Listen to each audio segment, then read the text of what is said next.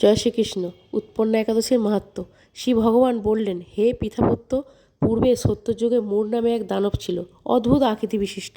সেই দানবের স্বভাব ছিল অত্যন্ত কোপন। দেবতাদের সে ভীতিপদ ছিল। যুদ্ধে দেবতাদেরও, এমনকি যুদ্ধে ইন্দ্ররাজ ইন্দ্রকে পর্যন্ত পরাজিত করে স্বর্গ থেকে তাদের বিতাড়িত করেছিলেন। এই ভয়ে দেবতারাও পৃথিবীতে বিচরণ করতে লাগলেন।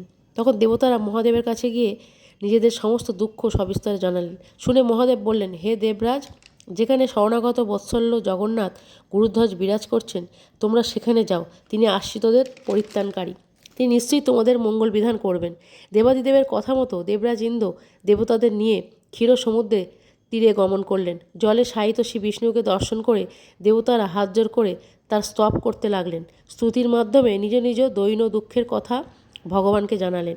ইন্দ্রের কথা শুনে ভগবান নারায়ণ বললেন, হে ইন্দ্র, সেই মূর দানব কী রকম, সে কেমন শক্তিশালী তা আমায় বলো। ইন্দ্র বললেন, হে ভগবান, প্রাচীনকালে ব্রহ্মবংশে তালক জঙ্ঘা নামে এক অতি পরাক্রমশালী অসুর ছিল।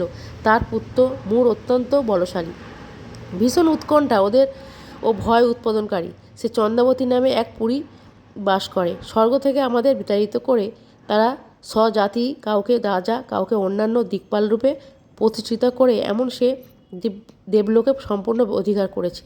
তার প্রবল প্রতাপে আজ আমরা পৃথিবীতে বিচরণ করছি। ইন্দ্রের কথা শুনে ভগবান দৈত্যদের প্রতি অত্যন্ত ক্রোধান্বিত হলেন। তিনি দেবতাদের সঙ্গে চন্দ্রাবতী পুরীতে গেলেন। সেই দৈত্যরাজ শ্রী নারায়ণকে দর্শন করে পুণ্য গর্জন করতে লাগলো। দেবতা ও অসুরের মধ্যে তুমুল যুদ্ধ শুরু হয়ে গেল। যুদ্ধে দেবতারা পরাজিত হয়ে এদিক ওদিক পালিয়ে গেল। তখন যুদ্ধক্ষেত্রে শ্রী নারায়ণকে একা দেখে সেই দানব তাকে দাঁড়াও দাঁড়াও বলতে লাগলো। শ্রী ভগবানও ক্রোধে গর্জন করতে লাগলো। সে বলতে লাগলো, হে দুরাচার দানব, আমার বাহুবল দেখ। এই বলে অসুর পক্ষীয় সমস্ত যোদ্ধাদের দিব্য বাণের দ্বারা তাদের নিহত করলেন। তারা প্রাণ ভয়ে নানা দিকে পালাতে লাগলো। সেই সময় নারায়ণ দৈত্য সৈন্যদের মধ্যে সুদর্শন চক্র নিক্ষেপ করলেন। ফলে সমস্ত সৈন্যরকম ধ্বংসপ্রাপ্ত হলো। একমাত্র মূর অসুরই জীবিত ছিল। সে অস্ত্রযুদ্ধে নারায়ণকেও পরাজিত করলো। তখন নারায়ণ দৈত্যর সাথে বাহুযুদ্ধে লিপ্ত হলেন। এইভাবে দেবতাদের হিসাবে 1000 বছর যুদ্ধ ভগবান তাদের পরাজিত করতে পারলেন না। তখন শ্রীহরি বিশেষ চিন্তান্বিত হয়ে বদরিকা আশ্রমে গমন করলেন। সেখানে সিংহাবতী নামে একটি গুহা আছে। সেই গুহাটি 1 দ্বার বিশিষ্ট এবং 12 যোজন অর্থাৎ 86 মাইল বিস্তৃত। ভগবান বিষ্ণু সেই গুহার মধ্যে শয়ন করলেন। সেই দৈত্য তার পিছন পিছন ধাবিত হয়ে গুহার ভিতরে প্রবেশ করল।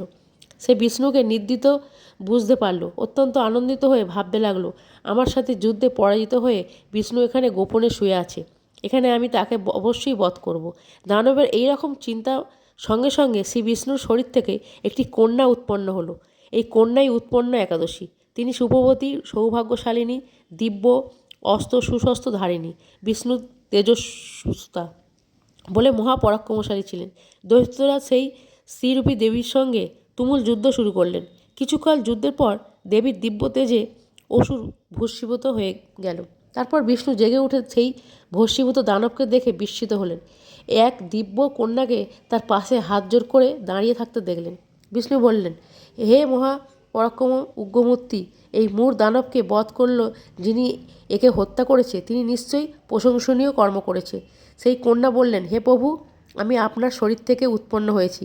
আপনি যখন ঘুমিয়ে পড়েছিলেন তখন সেই দানব বধ করতে চেয়েছিল, তা দেখে আমি বধ করেছি।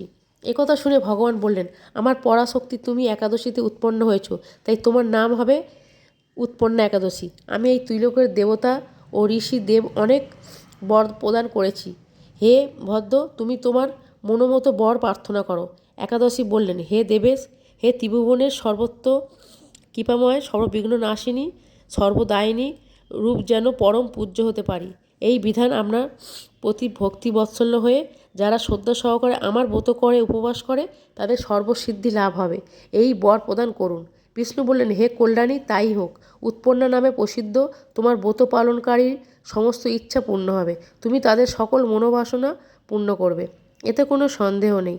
তোমার আমার শক্তি বলে মনে করি, তাই তোমার ব্রত পালনকারী সকলে আমার পূজা করবে। এর ফলে তারা মুক্তি লাভ করবে। তুমি হরিপ্রিয়া নামে জগৎ বিখ্যাত হবে। তুমি ব্রত পালনকারীর শত্রু বিনাশ, পরমাগতি দান এবং সর্বসিদ্ধি প্রদান করতে সমর্থ হবে। ভগবান বিষ্ণু এইভাবে উৎপন্ন একাদশী দান করে অন্তর্হিত হলেন।